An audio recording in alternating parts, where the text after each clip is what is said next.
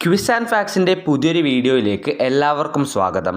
ഇന്നത്തെ നമ്മുടെ video June 5-ാം തീയതി ലോക പരിസ്ഥിതി ദിനവുമായി ബന്ധപ്പെട്ട് ക്വിസ് മത്സരത്തിൽ ചോദിക്കാൻ സാധ്യതയുള്ള പ്രധാനപ്പെട്ട ചോദ്യങ്ങൾ ഡിസ്കസ് ചെയ്യുന്ന വീഡിയോ ആണ്. 30 ചോദ്യങ്ങളാണ് നമ്മൾ ഈ ഒരു വീഡിയോയിൽ ഡിസ്കസ് ചെയ്യുന്നത്. എല്ലാവരും വീഡിയോ അവസാനം വരെ കണ്ട് ഈ വീഡിയോയിൽ പറയുന്ന ചോദ്യങ്ങളെല്ലാം ഇന്ന് തന്നെ പഠിക്കുക. ഇതുവരെ നിങ്ങൾ ഈ ചാനൽ സബ്സ്ക്രൈബ് ചെയ്തില്ല എങ്കിൽ ഇപ്പോൾ തന്നെ ഈ ചാനൽ ഒന്ന് സബ്സ്ക്രൈബ് ചെയ്യുക. വീഡിയോയിലേക്ക് കടക്കുന്നതിന് മുമ്പ് നമ്മുടെ മുമ്പുണ്ടായിരുന്ന എല്ലാ വീഡിയോസിലും ഉള്ളതുപോലെ തന്നെ ഈ വീഡിയോയുടെ അവസാനവും നിങ്ങൾ പ്രേക്ഷകർക്കായിട്ട് ഒരു ബോണസ് ചോദ്യം നൽകിയിട്ടുണ്ട്. ആ ബോണസ് ചോദ്യത്തിൻ്റെ ഉത്തരം നിങ്ങൾ ആരൊക്കെയാണോ കമൻറ്റ് ബോക്സിൽ കമൻറ്റ് ചെയ്യുന്നത് അതിൽ നിന്ന് കുറച്ച് പേരെ സെലക്ട് ചെയ്ത് നമ്മൾ അടുത്ത വീഡിയോയിൽ വിന്നറായി പ്രഖ്യാപിക്കുന്നതാണ്. അതുകൊണ്ട് വീഡിയോ എല്ലാവരും അവസാനം വരെ കണ്ട് ബോണസ് ചോദ്യത്തിൻ്റെ ഉത്തരം കമൻറ്റ് ബോക്സിൽ രേഖപ്പെടുത്തുക. ബോണസ് ചോദ്യത്തിൻ്റെ ഉത്തരത്തിൻ്റെ കൂടെ നിങ്ങളുടെ പേര് കൂടി രേഖപ്പെടുത്തിയാൽ മാത്രമേ നിങ്ങൾ ആരാണെന്ന് മനസ്സിലാവുകയുള്ളൂ. അതുകൊണ്ട് പേര് കൂടി രേഖപ്പെടുത്താൻ ഓർമ്മിക്കുക. ഇനി നമുക്ക് ചോദ്യങ്ങളിലേക്ക് കടക്കാം. ഒന്നാമത്തെ ചോദ്യം ഇതാണ്: ലോക പരിസ്ഥിതി ദിനം എന്നാണ്? ഏറ്റവും എളുപ്പമുള്ള ചോദ്യത്തിൽ നിന്നാണ് തുടങ്ങുന്നത്. ഉത്തരം അറിയുന്നവരുണ്ടെങ്കിൽ കമൻറ്റ് ബോക്സിൽ ഉത്തരം പറയാവുന്നതാണ്. ഒന്നാമത്തെ ചോദ്യത്തിൻ്റെ ഉത്തരം എല്ലാവർക്കും അറിയാവുന്നത് പോലെ തന്നെ ലോക പരിസ്ഥിതി ദിനം ജൂൺ 5-ാം തീയതിയാണ്. രണ്ടാമത്തെ ചോദ്യത്തിലേക്ക് കടക്കാം. സത്തെടുത്തതിന് ശേഷം ഉള്ള കരിമ്പിൽ അവശേഷിക്കുന്ന ഹാനികരമായ പദാർത്ഥം ഏതാണ്? സത്തെടുത്തതിന് ശേഷമുള്ള കരിമ്പിൽ അവശേഷിക്കുന്ന ഹാനികരമായ പദാർത്ഥത്തെ വിളിക്കുന്ന പേരാണ് ബഗാസെ. രണ്ടാമത്തെ ചോദ്യത്തിൻ്റെ ഉത്തരം ബഗാസെ. മൂന്നാമത്തെ ചോദ്യത്തിലേക്ക് കടക്കാം. കരയിലെ ഏറ്റവും താഴ്ന്ന ഭാഗം ഏതാണ്? ചോദ്യം ഇതാണ്: കരയിലെ ഏറ്റവും താഴ്ന്ന ഭാഗം. നമ്മുടെ ഭൂമിയിലെ കരയിലെ ഏറ്റവും താഴ്ന്ന ഭാഗം ചാവുകടലാണ് അഥവാ ഡെഡ് സീ. നാലാമത്തെ ചോദ്യം ഇതാണ്: ഭൂമിയിലെ ഏറ്റവും ഉയർന്ന ഭാഗം ഏതാണ്? ഈ ചോദ്യത്തിൻ്റെ ഉത്തരം എല്ലാവർക്കും അറിയാമെന്ന് പ്രതീക്ഷിക്കുന്നു. ഭൂമിയിലെ ഏറ്റവും ഉയർന്ന ഭാഗം എവറസ്റ്റ് കൊടുമുടിയാണ്. അതിൻ്റെ ഉയരം എത്രയാണെന്ന് ആർക്കെങ്കിലും അറിയാമെങ്കിൽ കമൻറ്റ് ബോക്സിലൊന്ന് കമൻറ്റ് ചെയ്യുക. അഞ്ചാമത്തെ ചോദ്യം: ഭൂമിയിലെ ഏറ്റവും ആഴം കൂടിയ പ്രദേശം ഏതാണ്? ഭൂമിയിൽ ഏറ്റവും ആഴം കൂടിയ പ്രദേശം മറിയാന ട്രഞ്ചാണ്. ആറാമത്തെ ചോദ്യത്തിലേക്ക് കടക്കാം. ഭൂമിയിലുള്ള ഭൂഖണ്ഡങ്ങളുടെ എണ്ണം എത്രയാണ്? അതായത് നമ്മുടെ ഭൂമിയിൽ എത്ര കോണ്ടിനെൻറ്റുകളുണ്ട്? നമ്മുടെ ഭൂമിയിൽ 7 കോണ്ടിനെൻറ്റുകളാണുള്ളത്. അവ north America, south America, Antarctica, Australia, Asia, Europe, Africa എന്നിവയാണ്. ഇതെല്ലാം എല്ലാവർക്കും അറിയാമെന്ന് പ്രതീക്ഷിക്കുന്നു. ഇനി നമുക്ക് കുറച്ച് പഠന വിഭാഗങ്ങളെ പറ്റിയാണ് പഠിക്കാനുള്ളത്. ഏഴാമത്തെ ചോദ്യം അപ്പോൾ ഇങ്ങനെയാണ്: പർവ്വതങ്ങളെക്കുറിച്ച് പഠിക്കുന്ന ശാസ്ത്രശാഖ ഏതാണ്? പർവ്വതങ്ങളെക്കുറിച്ച് പഠിക്കുന്ന ശാസ്ത്രശാഖയുടെ പേരാണ് orology. Orology is the branch of science that deals with study of mountains.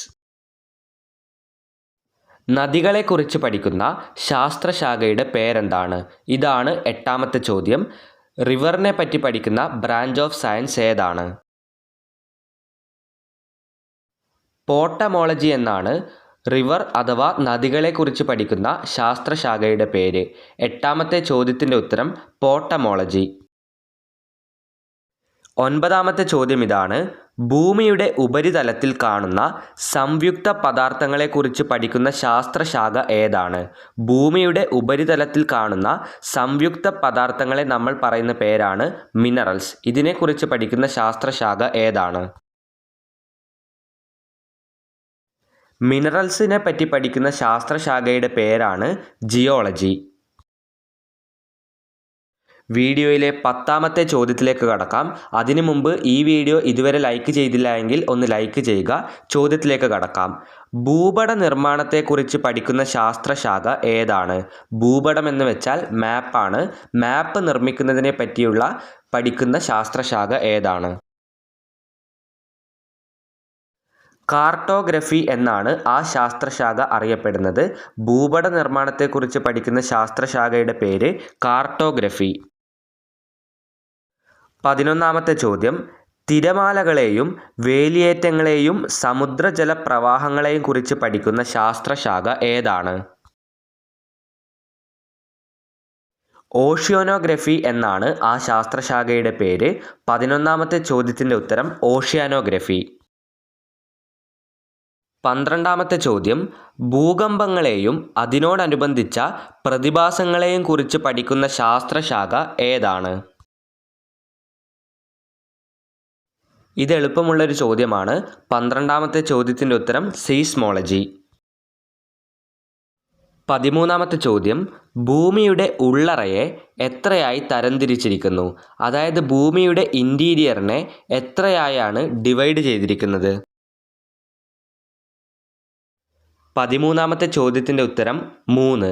അതായത് ഭൂമിയുടെ ഉള്ളറയെ 3 തരത്തിലാണ് തരംതിരിച്ചിരിക്കുന്നത്.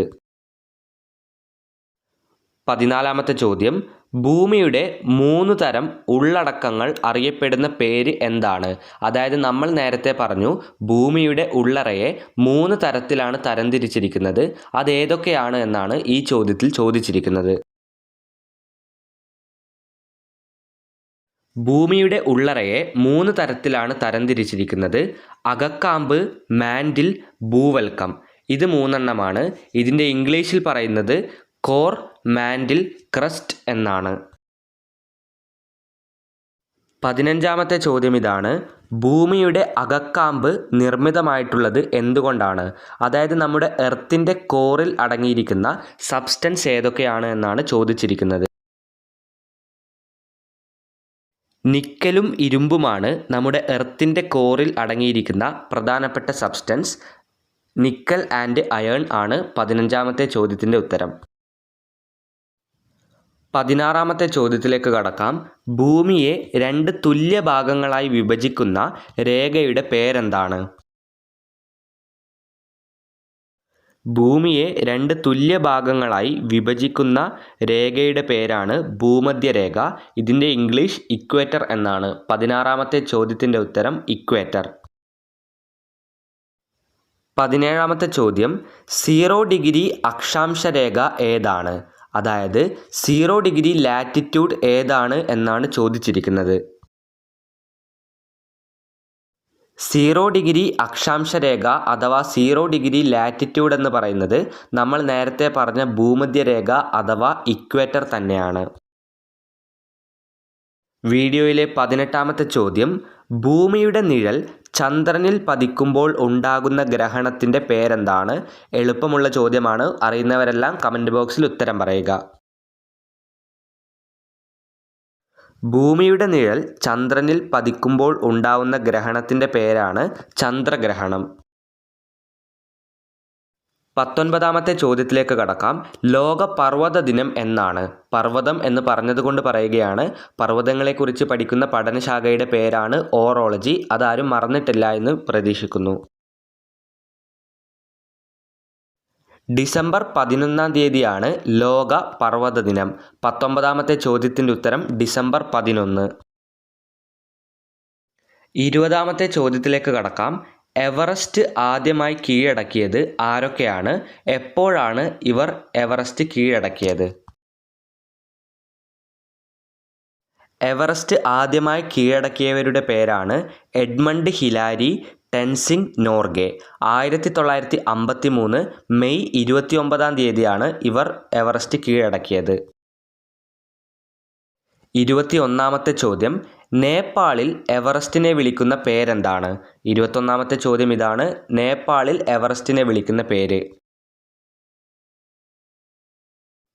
സാഗർ മാത എന്നാണ് നേപ്പാളിൽ എവറസ്റ്റിനെ വിളിക്കുന്ന പേര്. 21ാമത്തെ ചോദ്യത്തിൻ്റെ ഉത്തരം സാഗർ മാത. 22ാമത്തെ ചോദ്യം വളരെ എളുപ്പമുള്ള ചോദ്യമാണ്. താർ മരുഭൂമി അഥവാ താർ ഡെസേർട്ട് സ്ഥിതി ചെയ്യുന്ന രാജ്യം ഏതാണ്? വളരെ സിമ്പിൾ ചോദ്യമായിരുന്നു. ഇന്ത്യയിലാണ് താർ മരുഭൂമി സ്ഥിതി ചെയ്യുന്നത്. ഇന്ത്യയിലെ രാജസ്ഥാനിലാണ് ഇത് സ്ഥിതി ചെയ്യുന്നത്. 23-ാമത്തെ ചോദ്യം, ഇത് ചിലപ്പോൾ ചോദിക്കാൻ സാധ്യതയുള്ള ചോദ്യമാണ്.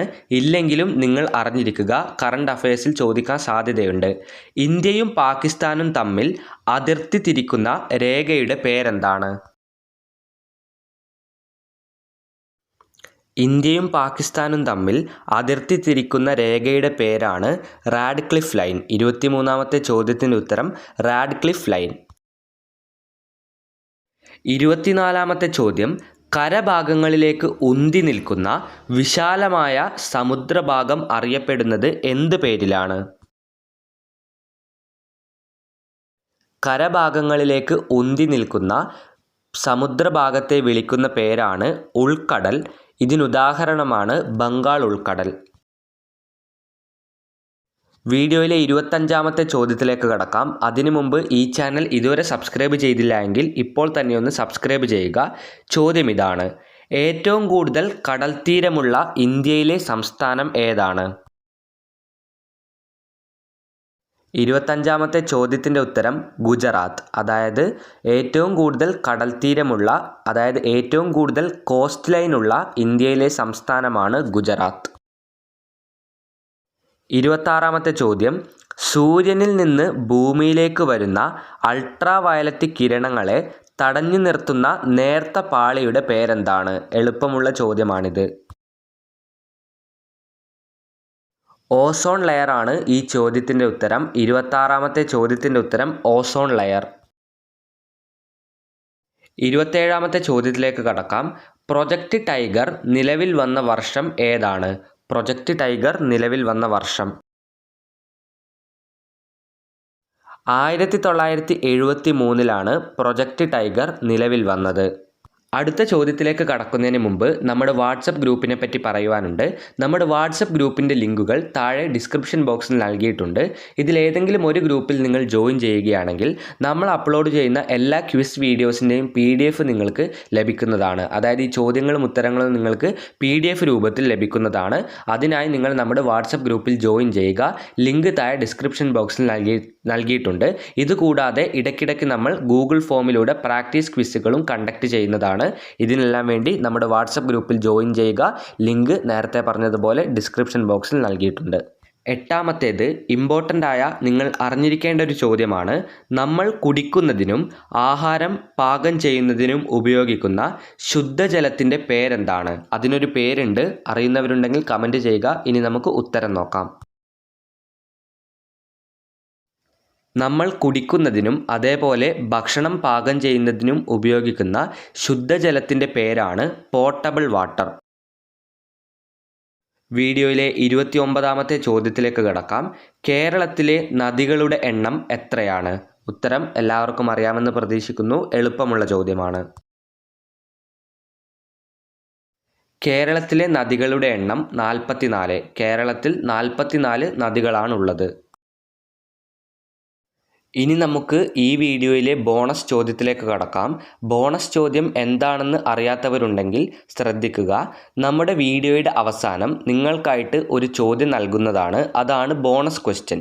ആ ചോദ്യത്തിൻ്റെ ഉത്തരം ആരൊക്കെ കമൻറ്റ് ബോക്സിൽ കമൻറ്റ് ചെയ്യുന്നുവോ അവരെ നമ്മൾ അടുത്ത വീഡിയോയിൽ വിജയികളായി പ്രഖ്യാപിക്കുന്നതാണ്.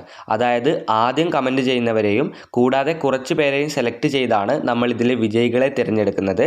അപ്പോൾ ഉത്തരം കമൻറ്റ് ചെയ്യുന്ന എല്ലാവരും നിങ്ങളുടെ പേര് കൂടി അതിനോടൊപ്പം കമൻറ്റ് ചെയ്യുക.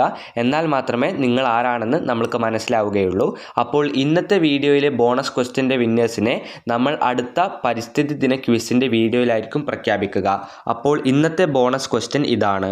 ഈ വീഡിയോയിലെ ബോണസ് ചോദ്യം, ലോകത്തിൽ ഏറ്റവും കൂടുതൽ അഗ്നിപർവ്വതങ്ങൾ അഥവാ വോൾക്കാനോ ഉള്ള രാജ്യം ഏതാണ്? അപ്പോൾ ഉത്തരമറിയുന്ന എല്ലാ സുഹൃത്തുക്കളും കമൻറ്റ് ബോക്സിൽ ഉത്തരം രേഖപ്പെടുത്തുക.